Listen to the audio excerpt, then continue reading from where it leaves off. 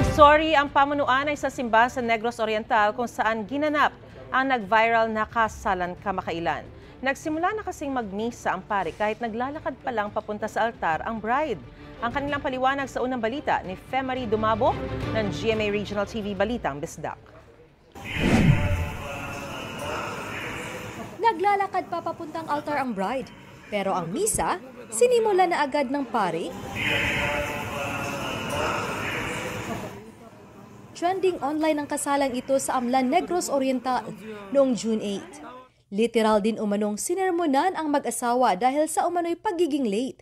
Ito raw ang dahilan ng pari sa pagsisimula agad ng misa, ayon sa kwento ng bride na si Janine Suelto Sagario.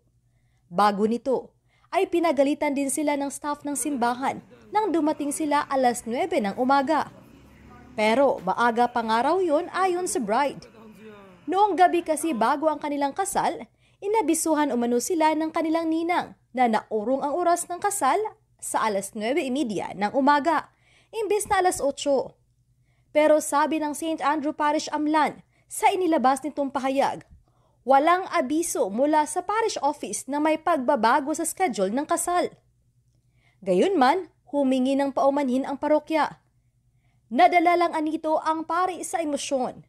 Kasunod kasi ng kasal ay may funeral mass pa na nakatakda alas 9:30 ng umaga. Kaya naghihintay pa ang mga naulila at mga nakikipagluksa na matapos ang kasal.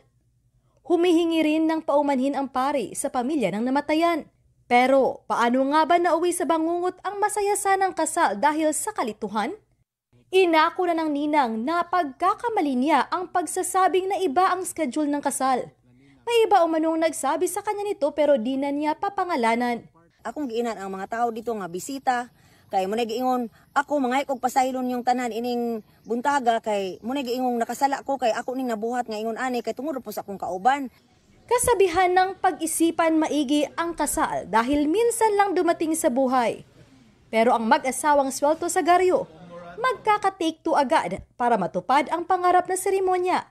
Na libre na ng ilang wedding supplier at organizer sa Negros Oriental. Kompleto with volunteer violinist pa. Oo, nagkastorya nga itong first meeting na mo. Actually, nag-uljud sila, kabay na ito. Pero gamay ra kay ilang na storya, kabay na ito kay mostly dili kay sila mo storya mang good. Kabay sa naitabo. Actually, masing na-trauma siguro ba.